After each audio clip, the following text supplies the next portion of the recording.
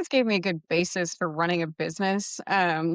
Because in science, you probably fail 95% of the time. So when you're testing a hypothesis, I would think 95% of the time you fail at like you didn't get a result or it's not the result you thought you were going to get, which makes you very kind of fluid in business that when something doesn't work, it doesn't really bother you.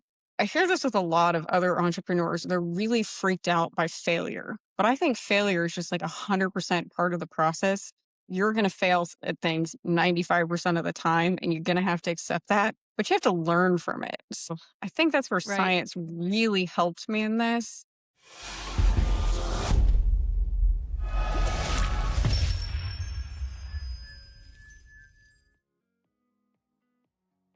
Welcome to Thursday Thursdays at 3 p.m. Eastern Standard Time. My name is Jessie Ott, the host of this podcast, which is all about beverage innovation. I talk with innovation pioneers from agriculture to glass.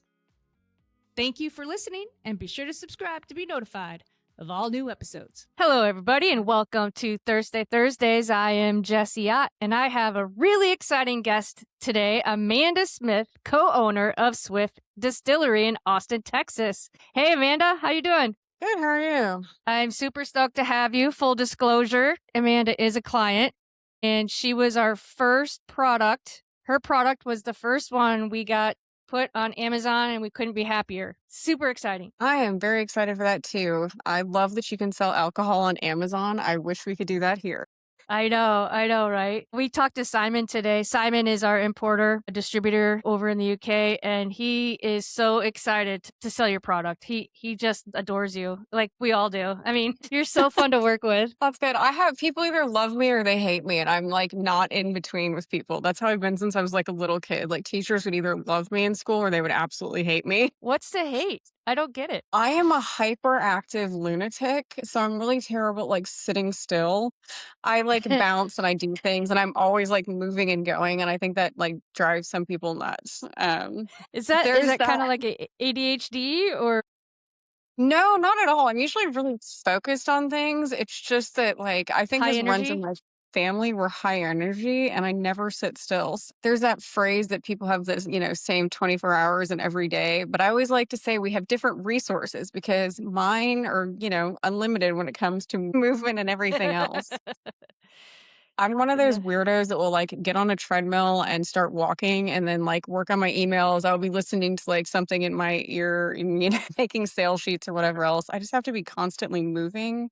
And I think that bugs people. That's funny. I wish I had a treadmill that I could walk on while I'm working. That'd be great. I have a cheap one from Amazon and it's like the best thing. It just slides under a bed. Like I get That's so much perfect. done. Yeah. If you give me motion, like I can get so many things done. I'm not really good at sitting still. So that's probably why teachers hated me because I couldn't sit still. I could see that would be disruptive. Yeah. Do you try to get a certain amount of steps in every day then? I easily get 20,000 steps a day without batting an eye. What? Yeah. You're We have an kidding. Australian Shepherd. So like, and I have a kid. I literally don't sit still. This is why I drive people nuts. But at the distillery, we nonstop move. Like distilling is all fun and games, but like you're either staring at a still or like hurrying up and cleaning something. I'm just a glorified cleaner most days. No, that is not true. But that is part of it. That actually, I think one of the biggest parts of it is like good distillation skills are really about being clean and efficient and everything. So yeah. And then you're always chronically cleaning something off the floor because distilling is sticky. That's true. That is true. Yeah. So where are you calling from today? We're in Austin, Texas, although our distillery is out in Driftwood. How far away is that? It's about 20 miles, so 25, 30 minutes, give or take traffic. Austin traffic is horrendous, but I'm going out toward the country, so the drive is very nice, except when it rains. Yeah. Because we're terrible drivers in the rain. Where are you from originally? I'm originally from Houston. Nick and I met in high school, and then I came out to the University of Texas, and he went to St. Edwards, and we just never left. Okay, so nice. We've been in Austin 20-something years now. Nice. Well, Austin's a great 24. Great community. I've been down there a few times. Austin is fun. We have something for everyone, which I really like, and it's a good mix of like still has the old classic stuff, and then it's got a bunch of new kind of cool things that have come. We've got more libraries, more museums, more shows, more plays, those kind of things. Yeah. Tons of We went restaurants and shopping. we went for one of my birthdays. I'm born on February 29th, and so we You're a went one of leap those year. leap years. Yeah, Yeah. and, we thought it would be so cool to stay on 6th Street. It's pretty bad. I mean, Yeah. we Duval Street, we've stayed on Duval Street plenty of times, no problem, but not 6th Street. No. Maybe because I went to college here, I always think of it as dirty sixth, and like nobody really should do that after the age of 22. No, we had a baby with us too, and he slept right through Oh our part. no, that is definitely not. Yeah, we Yeah, stick to like South Congress, South Lamar, those kind of areas. We actually used to live on South Congress nice. back when it was sketchy. Yeah. No, it's not. There is a Nike store in front of the old apartment complex we used to live in, which I think is really funny because there used to be this place called Atomic Tattoo that you were guaranteed to get something gross from. And I think there was a pet store that was next to it, which I always thought was kind of funny. Tattoo parlor and pet store, but you know, Austin's kitschy, I guess. Yeah, get your tattoo and pick up your pet. Or get a tattoo of your pet. Yeah. Buy a pet, get a tattoo. It's a good So, city for drinking, though. yeah, and it's a foodie city too. Yeah. It's funny, people think that Austin is so techy, and Dallas surpasses Austin by far Yeah. in the big world of tech cities and hubs and all the things that they actually have the criteria for. I think one of the big problems Austin has is traffic, and they don't have a very good transportation system. No. I grew up in Houston where we believed in urban sprawl and they can put in a 20-lane highway across I-10. And now you're still stuck in traffic, but at least you're moving. Austin, I want to say it took them 15 years to put a single like HOV lane in, which we always called the Lexus lane because I've been here that long.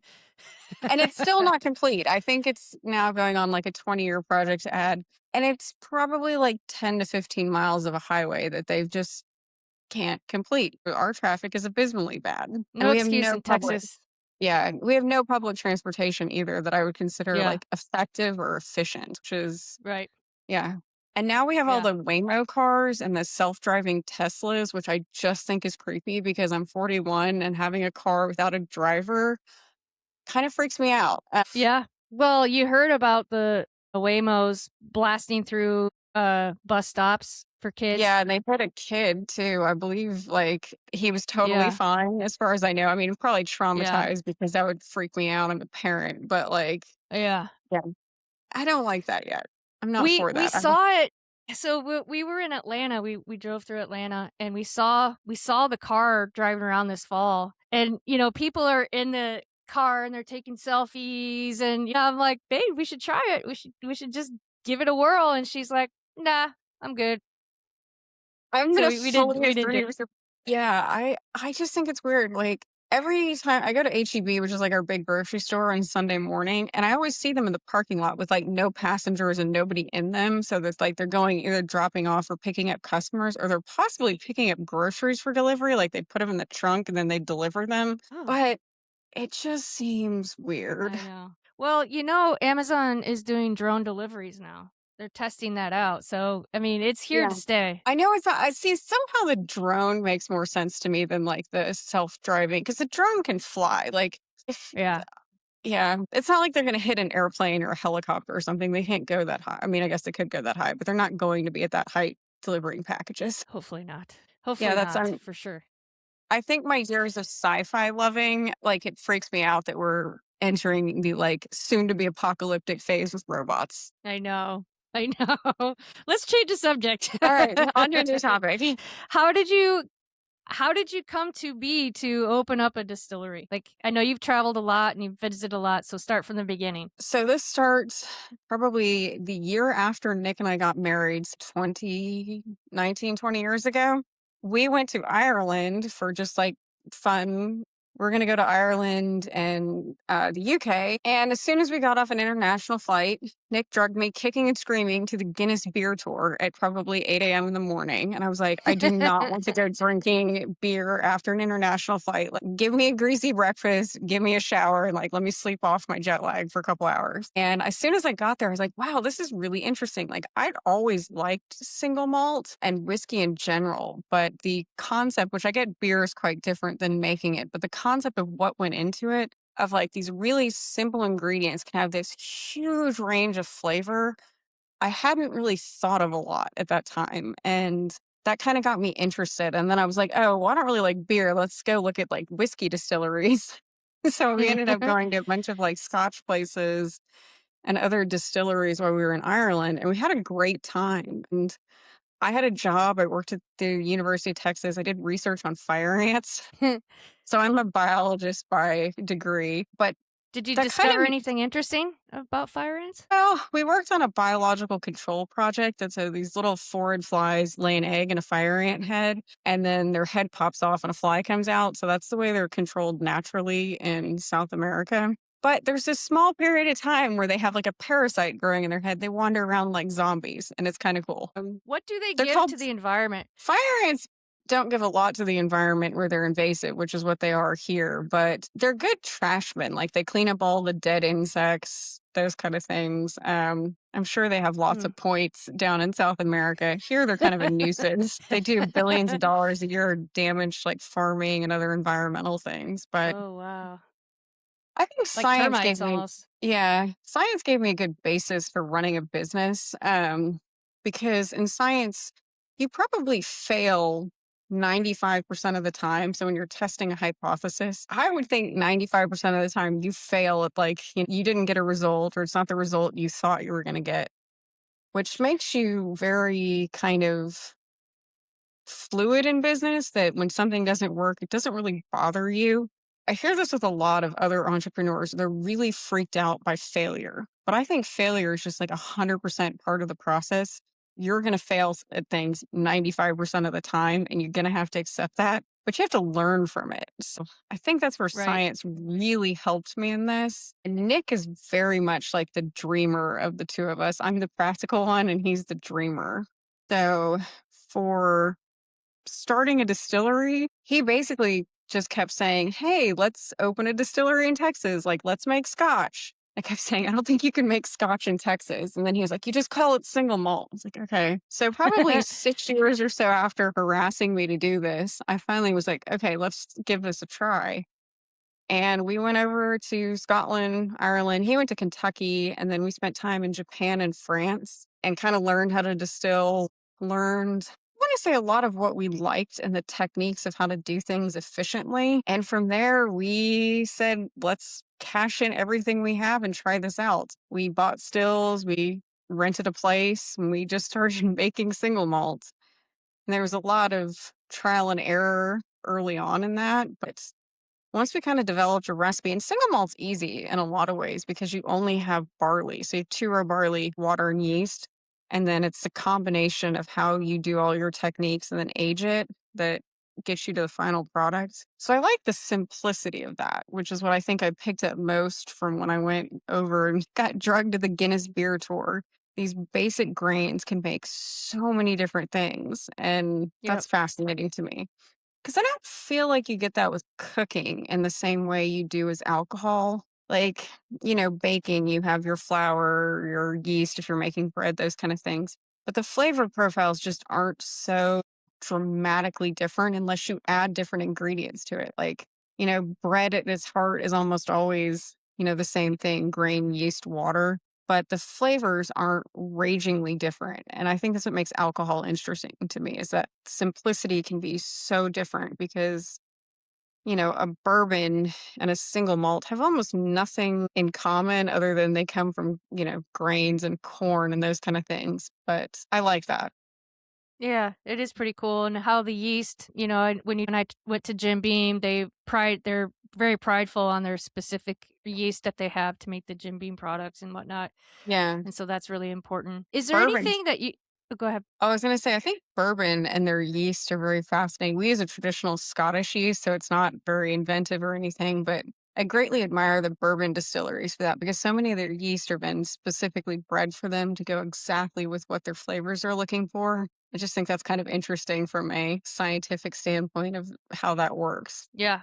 Yeah, no, agreed. When you went to all these places, is there anything in particular that was unique about every experience you had that was sort of eye-opening? Like Japan's different than Scotland, and where did you go in Absolutely. France? So in France, we spent a lot of time in Cognac, and I think Cognac is interesting to me. It's probably my favorite place we've been, next to Japan, is that the French have such a culture that goes with like winemaking and spirit making. And it's very much just beautiful art form. Like every time you talk to anybody, I want to say in that French distilling or winemaking, there are these beautiful stories about how their family did this. You know, there's this rich history of the type of stills they use or how they pick their grapes, and everything is very thought out and it comes from a place of like history and art. Whereas I feel like the Japanese, it comes from this place of science.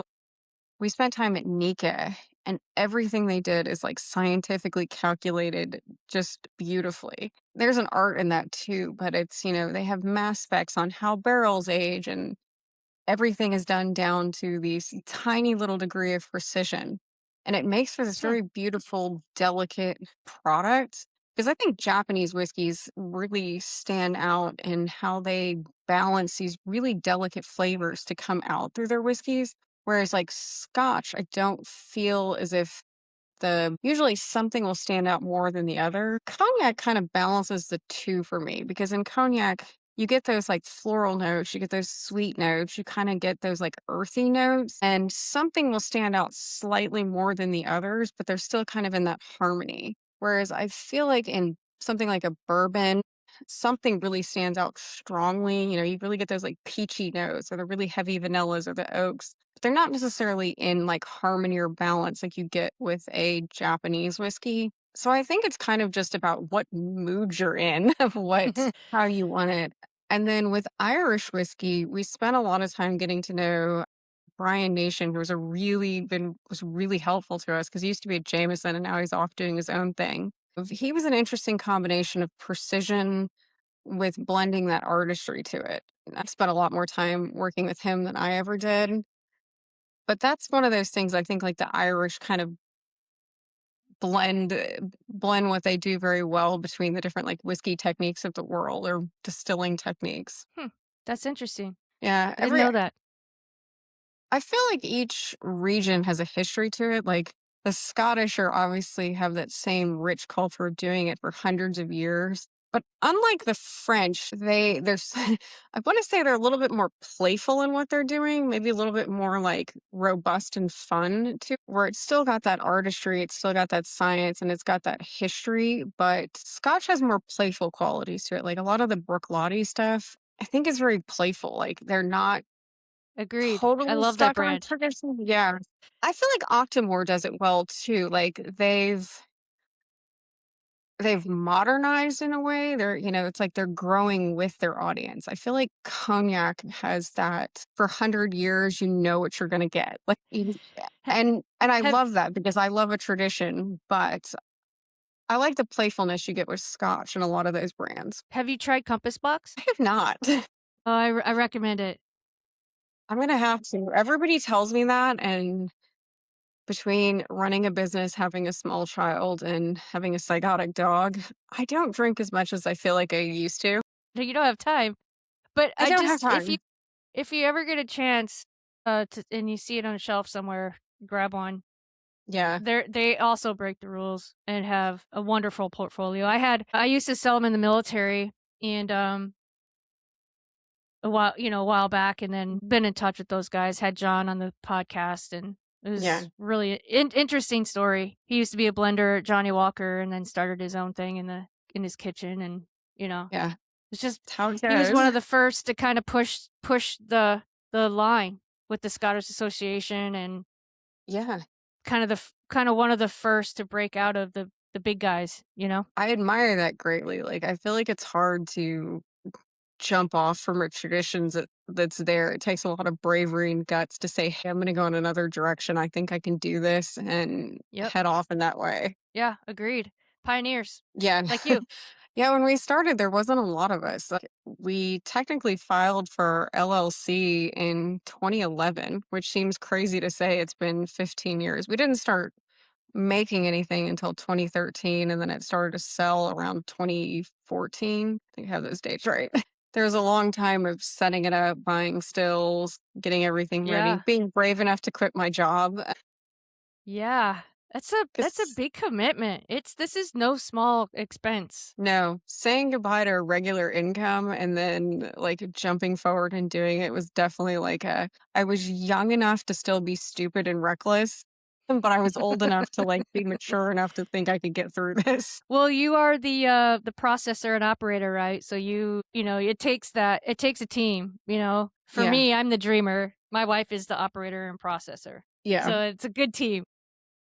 I feel like every like couple that runs a business together, they're always kind of that yin and yang because it works. You have to have the person that's a dreamer and then you have to have the person that gets you there because I'm Exactly. not really the dreamer in this. Like if I tell Nick he needs to go create some crazy barrel, he can easily go do it. And for me, it takes me a while to think, well, people like that. How does that fit into the market? And then he comes back and tells me, I've done this. And I'm like, okay, I can sell that. That's That's funny. kind of how our That's really funny. relationship works. That's There's awesome. some very stupid quote I read that I feel like sums us up perfectly is that there's two kinds of people in every relationship. The person that loads the dishwasher like a Scandinavian architect and the person who loads it like a meth addict raccoon. And I'm totally the raccoon. I'm like, I'm just going to leave a random thing in the middle of the dishwasher. I fix all that stuff all the time. I have a Yeah. certain way that I like it, and I maximize the amount of things to Yes. get in there. I Yes, just randomly put things in a dishwasher and yeah, so yeah. I saw that and I thought that was funny and I was like, "Oh, that it kind is of makes funny. sense." Like, I feel like that's true in every, like, business relationship of people I've met because so often it's like somebody has a partner in what they do, whether they're their, like, romantic partner or just their business partner, but that just holds true for me. That's pretty funny. Yeah. I would have never thought anything about that. I read it in a book somewhere years ago and I just laughed and I said, "That is so true." That's so funny. That's fun. Yeah. So why when okay, so you opened up in 2011, so you did all these travels and you Mhm. came back and you said this is like did you take time off and go travel or did you just take trips while you were working? Uh, we took trips while we were working. So Nick finished up his master's because he has a master's in liberal arts and it was based in like food anthropology kind of stuff and art. Ooh. And yeah, he's a landscape painter, but so he was working kind of jobs where he didn't have to be anywhere at a set time. And since I was in a lab, I had to be somewhere in a framework. So I would take my vacation time and go and he would go spend a little bit longer in certain places. And then while we were still distilling and doing other stuff, we ended up going back to certain places and then just kind of continued our education as we went. And now with a small child, those trips don't happen as often. But I feel like we're pretty comfortable in what we're doing. Yeah. And we've trialed and errored it enough. And over the years, I've helped enough people on their, start of their journeys. I feel like I'm in a pretty comfortable place if I know enough to get me through and be passable at what I do. Well, you're pretty passable because you're selling on Amazon in the UK. Yes. That's my benchmark for everything now, Amazon in the UK, because I just would like that here. I would love to be able to order a bottle of like whiskey or wine or gin or whatever and just have it delivered to my door. Yeah, it does make it pretty convenient. It's pretty Yes. cool. I love Amazon Prime. So, talk to us about your distilling and your methods and what you brought to Swift Distillery from your experiences. So we picked up, I want to say the barley and the yeast out of the UK. So we use a traditional two-row And barley that that's was grown. done from the very beginning. Yeah, done from the very beginning. We did look at American barley just because I thought, oh, we should try it. There was nothing here that I thought compared. And then it was easy enough for us to get it. Now, I've recently, because we've had 15 years to kind of go from here to there. And we have tried an American barley that's a non-GN barley, and I really like it. This might be the first time we're going to try distilling with it. We've done some small batches. We're going to do a couple barrels, see what we think, if it's a, choice going forward. When we started, there just wasn't anything else. And I love Scotch. So I thought, why not get the grain that they're using? It's exactly what we need. And we've always used a traditional like M1 distillation yeast because it's got the profile we're looking for. It's got these really nice kind of fruity and floral notes that balance out the malty and kind of those hay and grassy notes that you get with the grain. And it just works. So we stuck with that. We've used the same yeast all the way through. We've tried other yeasts over the years and just like small little batches, but never something that I thought it was worthy of changing for. And then we have always used bourbon barrels. We started using Four Roses in the very beginning because we liked Four Roses bourbon. When they got bought out, you couldn't get their barrels anymore. So we switched over to like Woodford Reserve, Old Forester. We've used Heaven Hill, which I think Heaven Hill worked really nicely with our Sauternes finish. And the like Woodford Reserve, Old Forester go really well with our Oloroso finish. So we've played with that, but they're all like level 4 chars. So they're the lighter of the charring for a bourbon barrel. And then the Oloroso cask have always come from the same place. Same with the Sauternes casks. Because that's just kind of, Nice. once we found them, we're like not giving them up. So we just stuck with it. That's great. So how did you come to all those decisions? Like, why bourbon barrels? Why Sauternes? Why Oloroso? Well, bourbon is pretty common finished for Scotch. So most Scotches start in a bourbon barrel, and it really just kind of rounds out the flavor we were looking for. So you get those kind of like vanilla notes, you get those kind of like peachy stone fruit notes from the bourbon barrels. And the used bourbon barrels, you get some oak, but not too much because we always wanted to create like a lighter, easier drinking product. Whereas I feel like bourbon's got more of that like oak and that bite to it, which Mm-hmm. isn't something we wanted to do. And then Oloroso sherry cask, again, are very common in Scotch making. I just love an Oloroso finish. And the Yeah. Sauternes came later on. So the Sauternes project was probably our second thing we did. And Sauternes wine is so beautiful. It's such an interesting thing with those like tropical fruit notes that as soon as we tasted our distillate, we kind of knew that we wanted to try that, but we had to get something more traditional first because people don't always know what a Sauterne is. Right. Once they Mm-hmm. figure it out, it goes very well. I feel like the European market is going to be more open to that because they've probably been more exposed to French wines than, say, the American market has. Right. Um, but we spent time in the Sauternes region and we went to probably like 14 or 15 different wineries to pick out the barrels we wanted Oh, because we cool. wanted That's some. fun. Yeah, that was very fun. A lot of drinking. It was great. Sauternes, we wanted something that had some of those lemon notes too, or those like candied lemons, and that's the one we chose had those because I think that rounds out the flavor really well for us. Because everything we do, we want to kind of keep in mind like the balance and the harmony of what we're doing. Is I don't want anything to like hit you in the face, stand out too much. We really wanted to kind of do that whiskey for everyone thing that, you could mix it, you could put it in a cocktail, you can add some water to it if you need to, ice, and it would still hold the flavor you're looking for.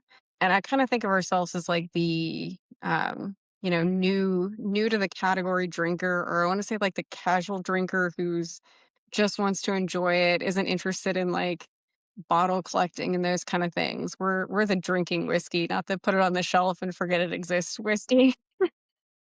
Yeah, I have a few of those bottles myself. And if you ask Jimmy Russell, because Mhm. I've worked with him and he signed me. I spent my 40th birthday with him on a base in Kentucky. But he's like, I don't make bourbon, so you don't drink it. Do not Yeah, put this on the shelf and not drink it. That's not why yeah. I make it.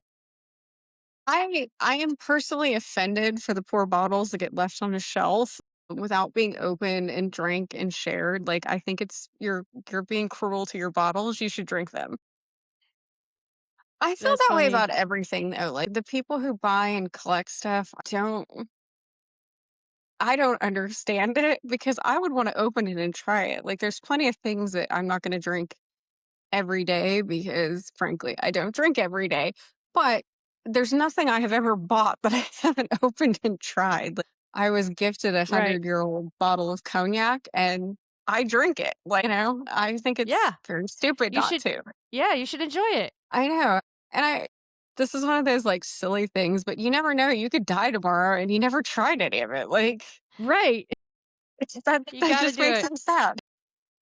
I'm with you, girl.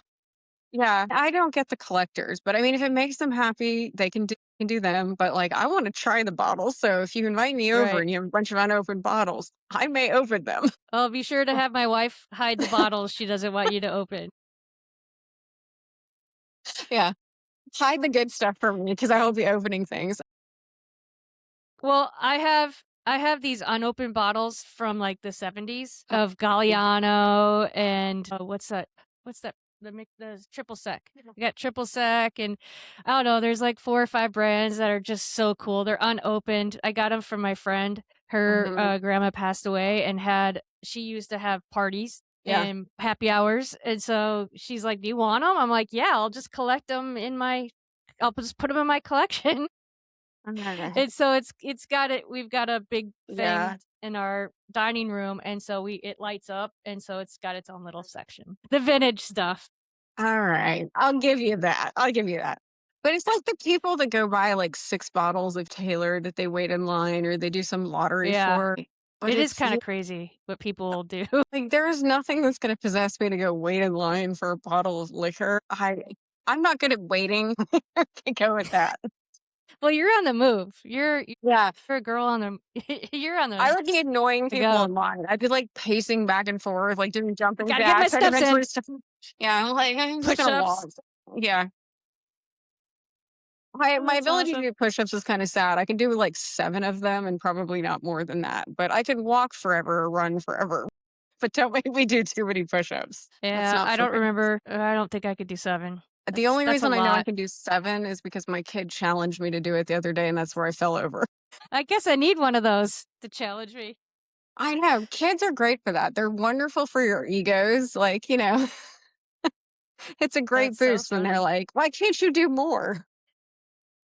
Yeah. So should we do a quick tasting, and then we'll Yeah, talk a little bit about your relationship with Total Wine and all the things? Okay, which one do we yeah. want to try first? I have the Sauternes right here that is open. I could not find an open Oloroso, so I'm gonna have to open one. But why did I Okay. just put the glass I had? Clearly, I've lost everything today. Why do I have a glass? Why This am is I? distilled on 1/20/2023. So you hand write this? I do. That's I'm impressive. pretty sure I put the glass that I was going to drink out of in the dishwasher earlier before you called. Oh, right in the 'Cause middle I'm of the dishwasher. rocking. Yeah, right in the middle of the dishwasher. So I'm rocking it. Actually, if you can read the handwriting on these, where it's like nice and clear and pretty, it is from the wonderful teachers that are next door to us, not mine. Oh, I was gonna say that's really good handwriting.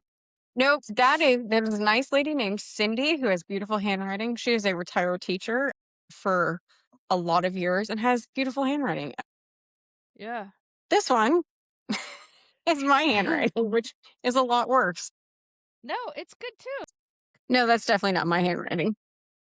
Oh, that's Okay. probably Evie or Marsha's. We have a group of retired teachers that are our neighbors help us bottle. That's so fun. That is my handwriting, which is bad. It's not bad. I don't have very good penmanship either. My mom had the most beautiful penmanship. Cursive. Oh yeah.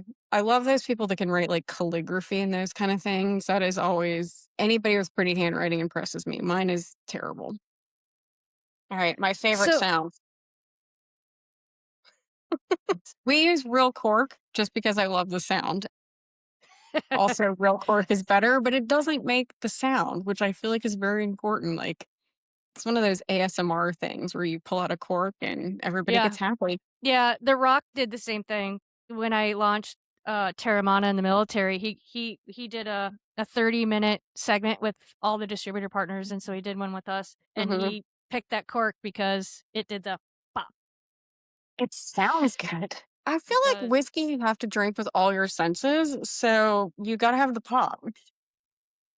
All right. Just on the nose, it's this beautiful bouquet of I greatness. really enjoy the Sauternes. I'm one of those people that really likes to smell my whiskey a whole lot. Like, I don't know. That's Yeah. sometimes where instead of using like a Glencairn, I will use a wider glass. So when I'm like sitting somewhere, it kind of like permeates to me. But yeah, I feel like It's very citrusy on the nose to me. That's Slight really floral.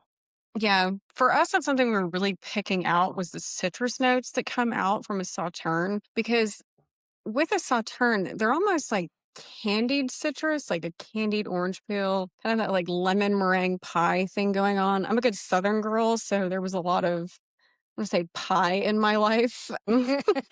Cookie dessert. I compare everything to like sweets. But yeah, Mm, the floral on this, I kind of have those like I do a lot of gardening. I love springtime flowers, like your zinnias, your, those kind of anything that will attract a butterfly to your garden, where they have that just enough floral, but it's not like an overpowering.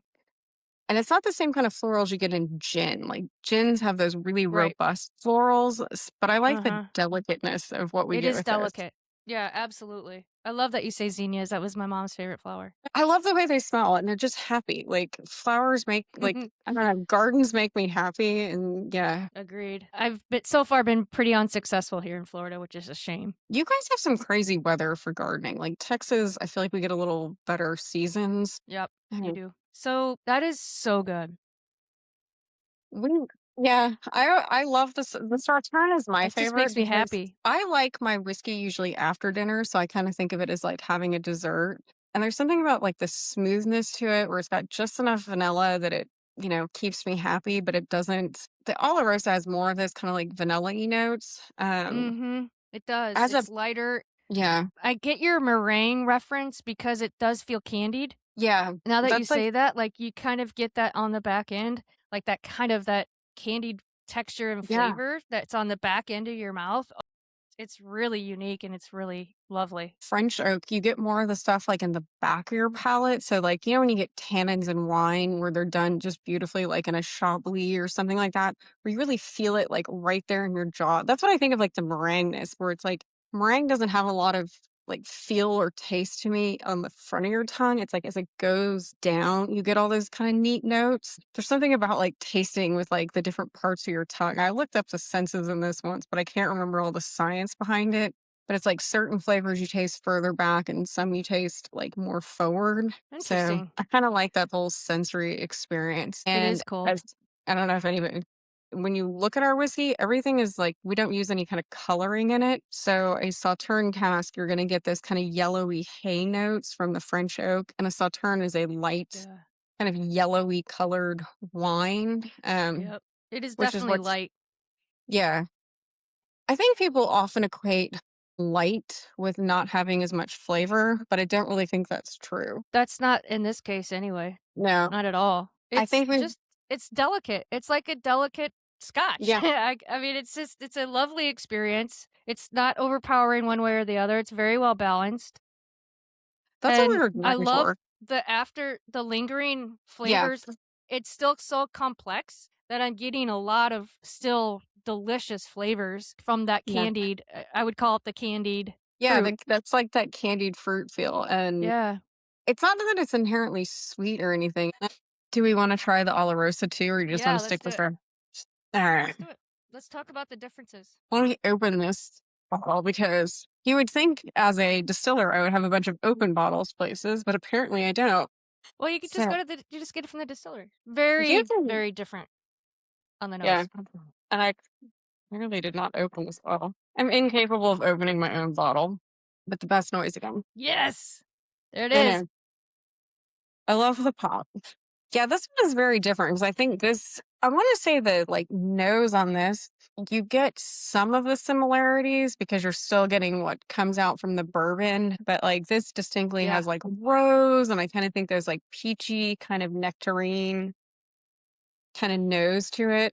And It's this one doesn't really definitely have, more complex yeah. And there's and no real it's I dessert mean, vibes for this. yeah, you can just tell by the leaves. I mean, by the legs Yeah. and the color. Oops, the legs and the color, Yeah. how You get different, a lot. you know? Yeah. I think with an Olorosa, just in general, it's a lot more robust of a wine than you get with a Sauterne in the sense of Yeah. like, how much like viscosity and the rest of it you're going to get from it. But what I It really like about, smells so sorry. oh no, I was going to say, this always reminds me of like when I was a kid, I had horses and they would come mow the fields, like in the early springtime where all the flowers were growing and all the hay and stuff. And whatever reason, this always reminds me of like freshly mowed, like spring fields, which is like a weird way to That's describe cool. it.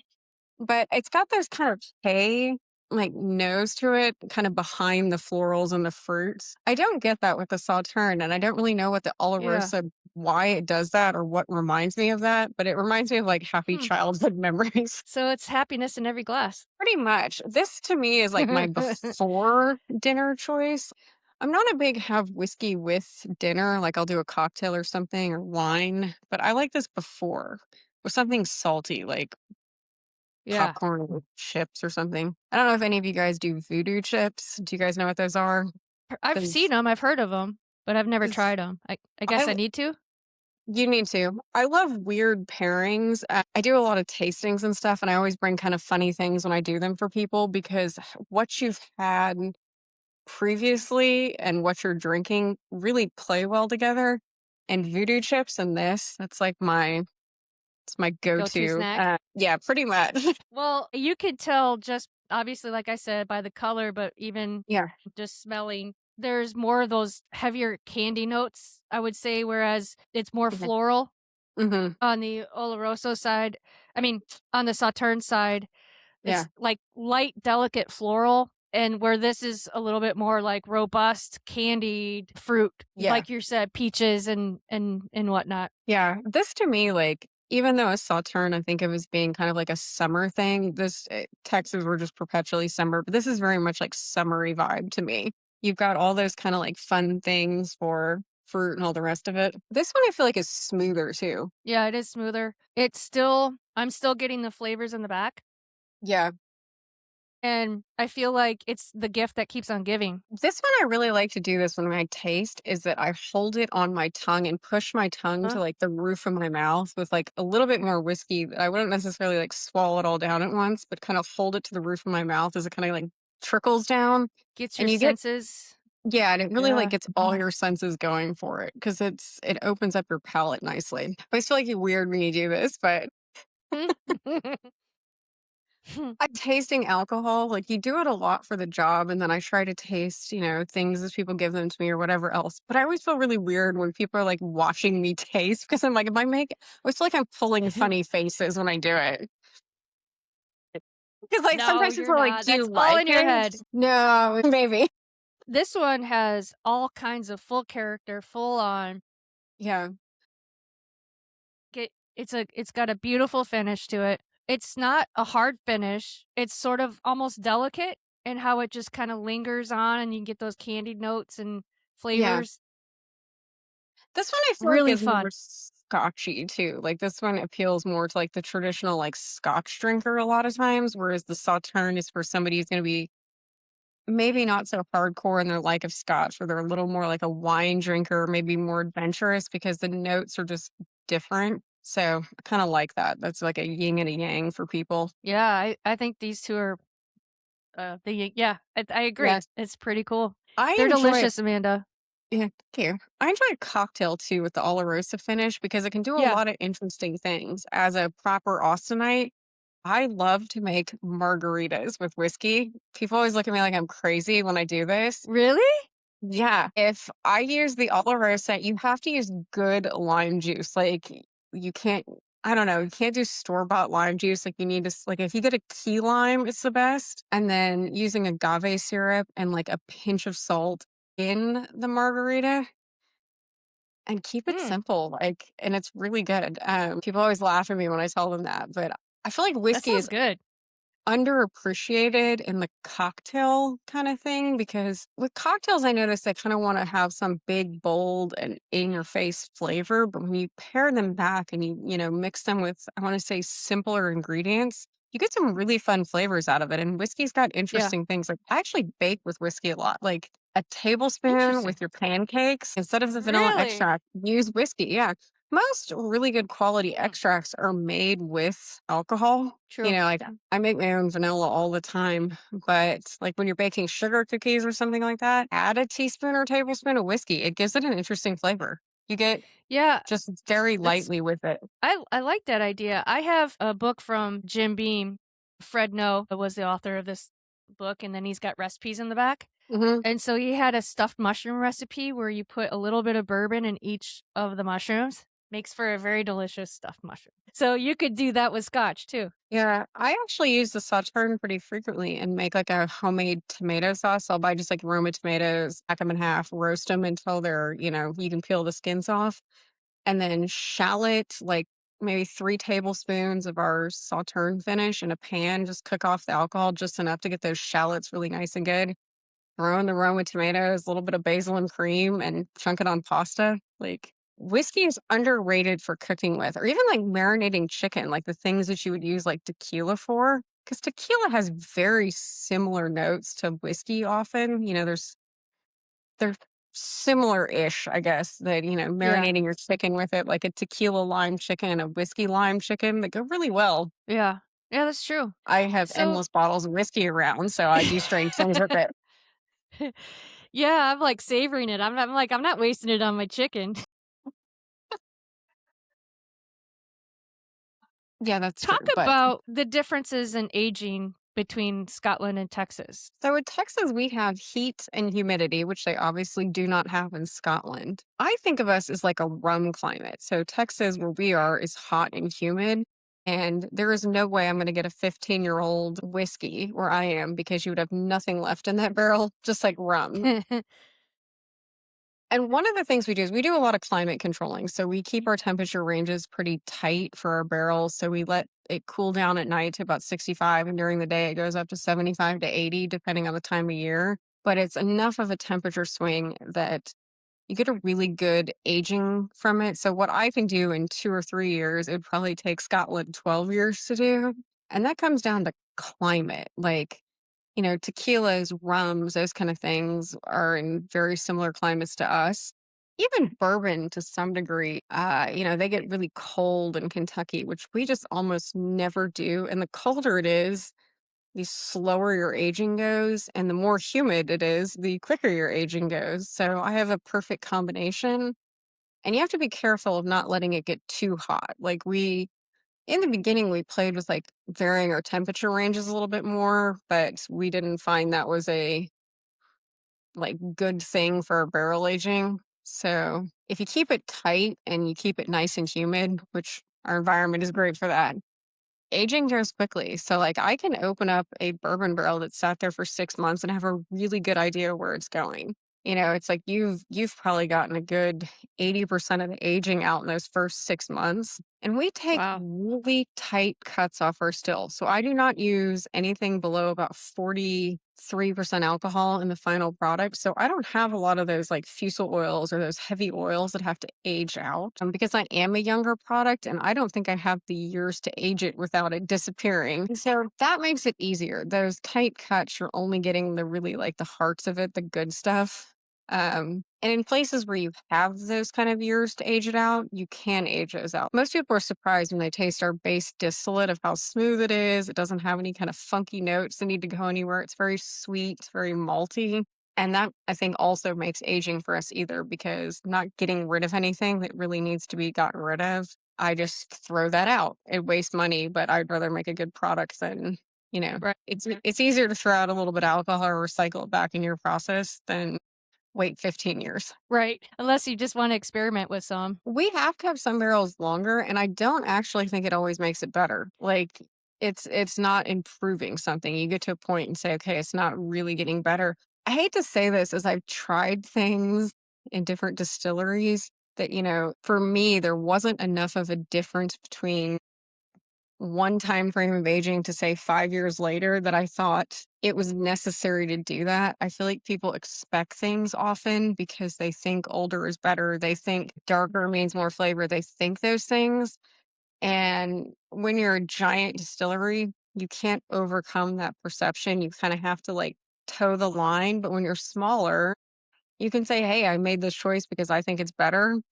And people will either agree with you or don't, but you're not on a Right. global stage of having people argue with you that it's not quite as dark as I want it to be, or why isn't, this Right. 15 years or whatever else. So I'm not burdened by those opinions of others that I think a lot of the giant distilleries get burdened by. Right. So that's quite a quite a difference. I mean, 3 to 4 years instead of 12. I mean, that's Yeah. pretty interesting, and it makes it for someone like you guys starting out being able to sell it a lot sooner instead of waiting 12 years. Yes. Like, who could wait around a decade?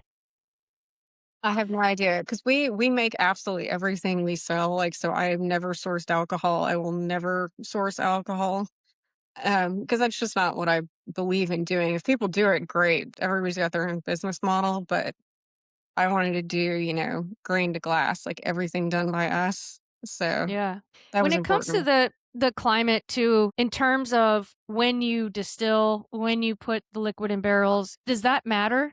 Like per season? Yes. So in the dead of summer, when it's above 100 degrees in Texas, we don't distill because I cannot keep my chilling equipment cool enough. So we cool all of our like whiskey as we're making it. So we use copper pot stills. So in our condensers, we keep the water around 44. And in the dead of summer, I cannot do that because the ambient air temperature is just too hot to chill the Yeah. equipment properly. And, it'll just fry your electrical components. So we don't distill in the summer. So usually that like late July through middle of August, we just take the time off and focus on sales and stuff or getting ready for the holidays or whatever else. As far as winter and those kind of things, the warehouse is climate controlled enough that there's not really a burden when we're doing that. We've had a few days in Texas where it was, 30 degrees and we were trying to distill and our efficiency was just slightly less, but that's mostly because we were having to use more propane to keep things hotter um, or heat to the same temperature, but it's minimal. You might have a 1% loss in distilling on those days when it's super cold, but we don't really get those days very often. And if we did, we could plan for them, I guess, in the future, but it doesn't happen often enough. I've never bothered to have a Right. workaround for it. We only need to distill about 40 weeks a year, so we have enough wiggle room in our schedule when we need to like take time off for maintenance or those kind of things. We just schedule them around the weather. Around it. Yeah. Yeah. That's awesome. Yeah, and we're tiny enough we can always do those kind of things. So if we get an ice storm or it's really hot for too long, we can make that time up later on in the year or earlier in the year. Yeah. Do you want to switch over to the sales side and Yeah. talk about your relationship with Total Wine and where you're kind of at today? In the beginning, we started out with traditional distribution in Texas only. And then we ended up going with Total Wine Spirits Direct for their national program, just not in Texas. And we did that for nearly 10 years. And they were wonderful partners, but we could only sell in Total Wines. So eventually that got hard to build a brand with. And now we're switching to more traditional distribution in more states as we move out, but also kind of balancing what we can do online. We've partnered with a few different like reserve bars, Flaviar, those kind of things for online sales. And that's really working out well because it's easier to target customers. Sales with alcohol in the US are really hard because you could run an ad, but they can't buy it online. So they go into a store and they purchase it, but you don't really know if they just blindly walked into that Right. store or they had an ad. And that is really hard to do. And especially when you're small, because it's like you're having to balance these marketing budgets with is it effective?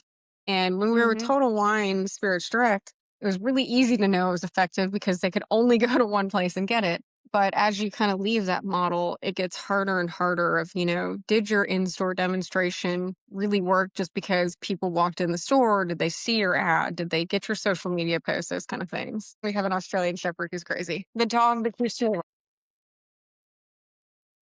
Oh my Yeah. gosh, so cute. What's his Yeah. name? Her name's Lily, and Oh, she is her. 8 months old and completely crazy. Yeah, 8 Yeah. months. Yeah. Hi, Lily. Can you say Hi, Lily. hi? Or she hears Hi. you. Hi, Lily. Hi. Hello. Hi. Yeah. She's like, "How are you there? And how am I hearing you? I know. You're a pretty girl." Yeah. Oh. Oh, no, being attacked. She's a Yeah. lover. Oh, she's a complete lover. If you've never had an Australian Shepherd, they're like the best cuddle partners ever, except they don't listen. Okay.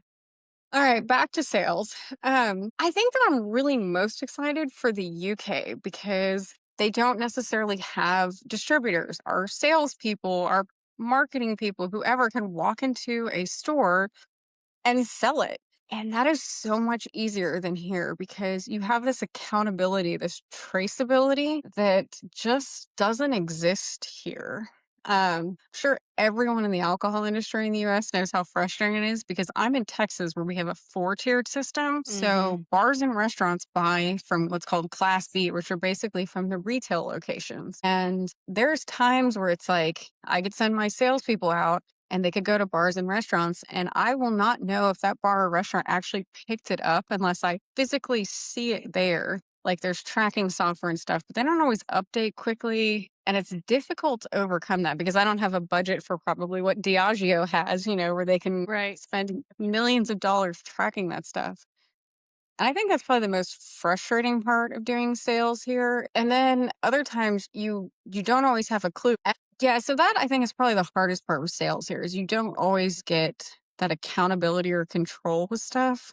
And it's frustrating. It's like, did what I do actually work? And it's not like another CPG product where, there's online sales where they can see like, oh, I ran this ad, my sales went up by 20%.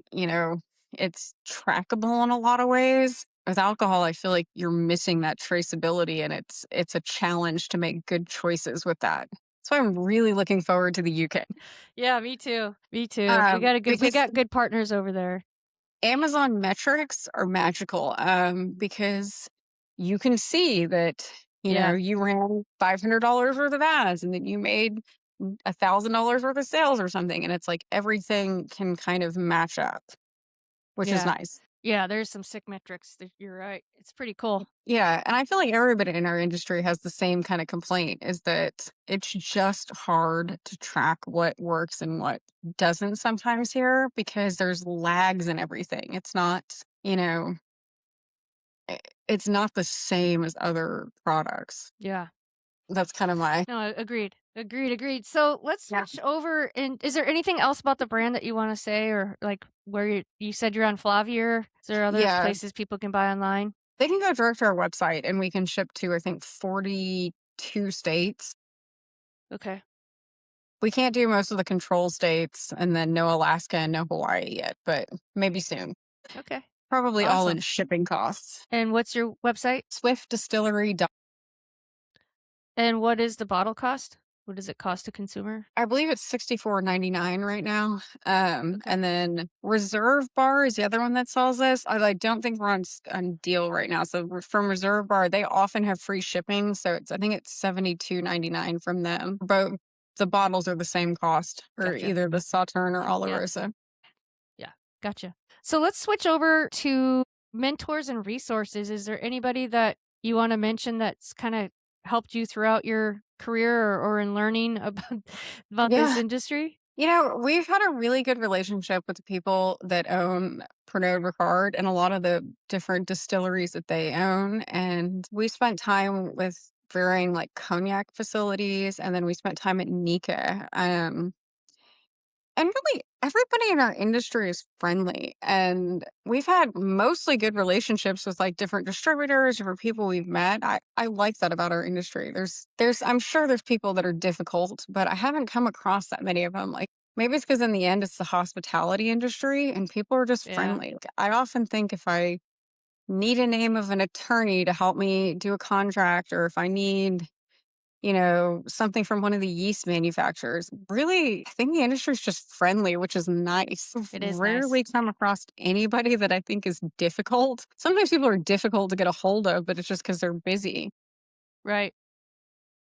I want to say that I don't know if there's anybody like that really stands out amongst anyone else. It's just truthfully, but probably every time I've turned around and asked a question to just about anybody, I can generally filter through my network of people and someone will find somebody that will speak to me and answer it. And I always try to give that back to people too. It's like if anybody comes to me and wants something, I'm more than happy to like help in any way I can. So, say as an industry as a whole, people are great. Yeah, I agree. I mean, I there are mean, people that rip people off, but they're everywhere, yeah. But you're right. Once you get your network and the people that you trust, Yeah. you're good. Yeah. Because that's probably my favorite part of this industry is like whether it's other distilleries or salespeople or different marketing and PR firms, most people are just nice and helpful, which Yeah, I don't think that's they the are. case in a lot of other industries. I have a lot of friends that are lawyers or in tech or even like medical, doctors and stuff. And maybe it's because alcohol is somewhat fun, Yeah, it's not it's a serious at the leisure end of the day. activity. Yeah, I Yeah. mean, we're not doctors saving lives. We're people drinking and having a good time. Maybe you just attract good people. But yeah, I Could really be. do feel like everyone we have met, from like people at distilleries, salespeople, higher executives at companies, people from the big distributors to the small distributors, they're just generally nice people, Yeah. which I don't What think that about any happens in industries. Yeah, I don't either. That's a common thing that we talk about here on the podcast. People have Yeah, really good experiences with people in the industry. yeah. Any resources or that you wanna share? I mean, not really exactly. I think in all the years we've been doing this, probably some of the more helpful people are the people I've met that have been sales and brand reps for other companies where they've bounced around and just have a lot of interesting knowledge. I enjoy learning, so it's probably the kind of oddball people I've met over the years where it's like I was at a distributor and I happened to sit next to a brand rep for sake and we had a really fun, crazy conversation of how we taste and how we experience things. I don't know if I have anything that really stands out amongst anything else, but I've been really lucky that I've met a lot of interesting people doing this. That's awesome. What about a situation that you wanna share with the listeners about a problem that you've overcome? To make this just a little bit more generic, but like in business, I feel most people think that whatever is occurring that is a problem is catastrophic. Like I feel like I have this conversation with lots of different people because I'm usually the calm one. So people call me when the world is collapsing on them. And I always tell people, like, the only way to really succeed at something is just keep going forward, right? That we've had distribution end, catastrophically badly. We've had, we blew up a pump and shot alcohol and wort all over a ceiling. We've had tanks leak, we've had pipes break and freezes and all the rest of it. And that's just part of running a business. You've had relationships that just didn't work out. You've had salespeople just, call you a bourbon and pitch you horribly badly. But there's really nothing that I think warrants losing your patience over. And that's one of those, I kind of am Zen mastery on those things, is that just keep walking in the direction you think you should be going. And if life kicks you in the ass and shoves you in some direction, walk that way and see if it works. Like, don't get bent out of shape out of the stuff. Everything is going to fall apart. And most things you could probably put back together. And when it all falls apart, you'll learn something from it. You pick yourself off the floor. You keep going. Don't panic. Don't freak out. Like, just move forward. I think that's true with anything, whether you get like a medical diagnosis is difficult, your kid is having a problem, you're really sick, your business is behind on paying something. Like, worrying over it is not going to do anything. Like, Nope. start walking in a direction and accept the fact that you might fail miserably that day, but the next day will get better and the day after that will get better and you'll get there. It's Yeah. the quitting or radically like shifting positions.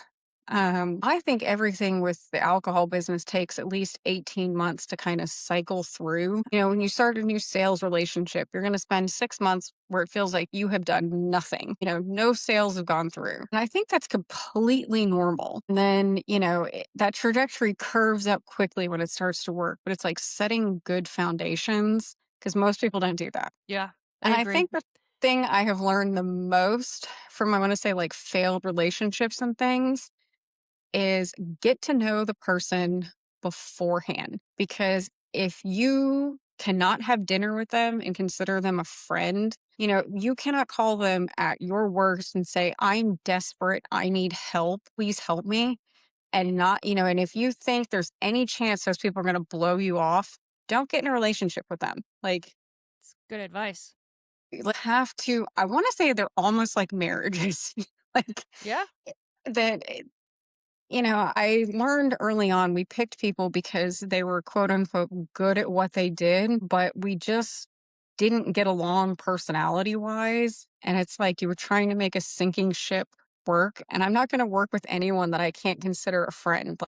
And I would like to think that everybody I work with knows, like, if they're in a bind and, like, even if their day is just shit, not anyhow related to work, and they just need somebody to talk to, that I would be there for them. Like, because I think that's how business relationships should be. They're personal. Like, They are. And yeah, they're building your brand. It's your baby, you know? yeah. And Trusting this in their hands. I consider the people we work with as extensions of us. You have to let them go do what they're good at. Yeah. And I think that's probably like when I was a scientist, you control every aspect of an experiment except one thing, and that you change one step at a time. Whereas business, sometimes you have to change 50 things at a time. And that mentality was really hard for me. I think that was my biggest struggle at the beginning, is that you know, business isn't a science experiment. You can't change one thing at a time and hope for the best. You have to sometimes change 50. And that was a struggle for me to kind of get to. But I looked at it as you were creating 50 simultaneous hypotheses and you were just doing it all at once. Throw the scientific method out. Like you're sometimes going on vibes. Right. No, that's true. Yeah. That's true. I mean, you can only control so much. Yeah, I think once I learned to let that go, where it's like sometimes you just feel it, like you just kind of know, like you meet somebody and think, I don't really know where this is going to go, but I really like this person and let's take this journey together. I feel like Simon was that way for me. Back Yep. to Simon from the beginning, as soon as we spoke on the phone, I was like, oh, I feel him. Like we've got something going. I just like him. I know. I do You were the too. same way too. It was like we talked about something completely different, I think, when we were initially gonna set this conversation up when we first met. Because I thought we were, Military. yeah, the military stuff. And I was like, "Nope, I'm hooking you in. We're going somewhere together." Yeah. Well, do you want to talk a little bit about your experience with us? Yeah. I just from what I was saying though, it's like once I met you guys, I got just a really good like you guys are interesting. What you're doing is interesting and you and Bob are really nice people. Like I feel like you have good ideas. You've got kind of fresh ideas, but you've got a lot of industry experience to back that up. And it seems like you're brave enough to go on a journey that's different from what kind of the other people are doing. You guys seem to have stuff with duty free. You've got stuff in South America. You've got stuff in the UK. I think as we expand out, you know, I think it's fun to take that journey with somebody that you're building, you're learning, you're doing something with somebody else. And you've got foundations. Like we all have those foundations that have got us to where we are, but we're in that like exploratory phase. And I love people like that are willing to like jump off a cliff with me and say, hey, let's go try this. And we're Yeah, looking for that exactly in you, right? yeah, Because it's hard for people to investing in a new country is completely different than trying to invest in a state. It's not different that you got to build it up, you know, yeah. but you do have to take the chance. Yeah, I was gonna say I like the bravery in that. That's something I greatly admire. Like, you guys are very hungry for it, but at the same time, you have foundations of you've made stuff work. And you're new, and I think it's like you're hungry for something new, and I like that. Yeah, we are. We love And it. you're easy to work with, which is a big plus for me. Yeah. Well, I Uh, appreciate that. Thank you. And then yeah, we've got the marketing team. oh, yeah. We've got Kevin and Sarah are great. I adore both of them. I'm yeah, hoping that in the near future that we can actually like sit down together somewhere. And I I think that's know. one part that's strange in this world of Zoom and videos is that you see people, but you don't really get to like, I get a know. little drunk, have some appetizers and, people watch and tell some crazy stories. Exactly. Or have what are those chips called? Zippos? Zippos Voodoo and chips. voodoo chips and Oloroso. I mean the sautered finish.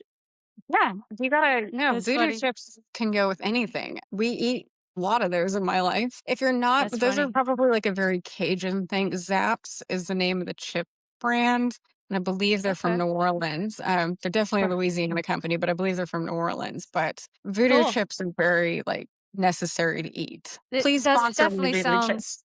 like it's from New Orleans, being that it's called voodoo. Yes, they're delicious. Yeah, for me, business is really about that personal touch to things, and I like that Yeah. with you guys. I feel like I can trust you to say like, hey, you go tell my story. You guys know me well enough. You can kind of make it from your own voice because that's when it works the best. If you're telling something out of your own voice that kind of mimics or, has the feel of the brand. That and I like working with women. Likewise. Yeah. Yeah. I one of those things that's really important to me, and I think this became more important as a parent, is that the world is hard, right? There's a lot of shit that goes on, but I want to see the world be better. Like, I want people to have more representation because it doesn't seem fair that it is the straight white guy in every whiskey advertisement or every Disney princess probably looks like me.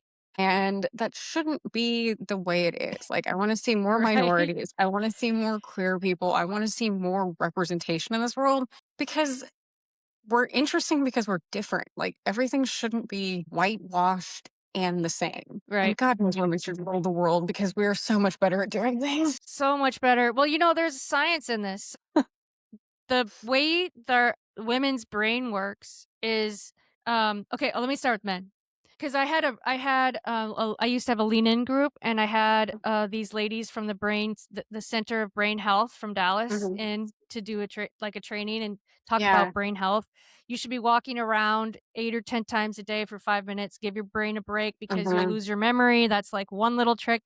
And Yeah. then so they said that men's brains actually function front to back to front, and then side to side. Hmm. But women are like all directions. Oh, It's yeah. just they can handle all of it. And men, if this gets off course, they just can't handle it. Yeah. So it's scientific. I We should agree. definitely have more women leaders. We were I really close to the president. I know. Yeah. Sometimes this country makes me a little sad with what I see with politics, and then sometimes it makes me irately angry Yeah, we're going because backwards. We're not going yeah, forwards.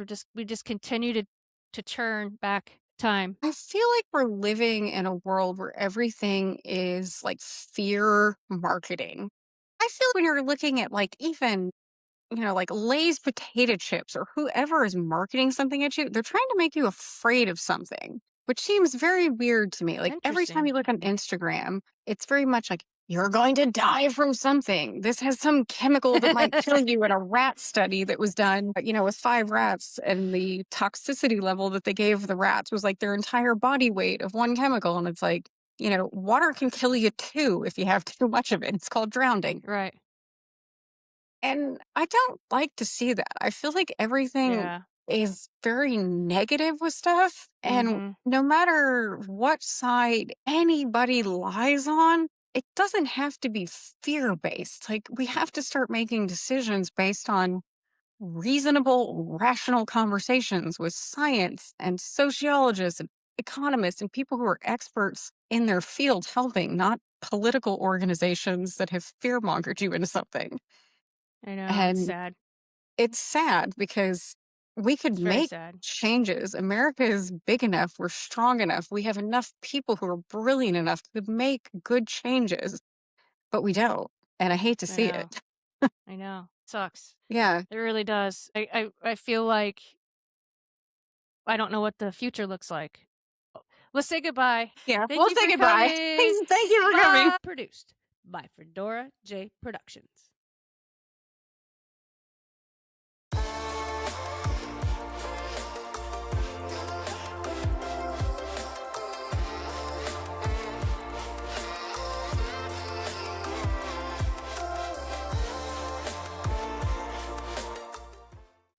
Tune in next Thursday and have a great week.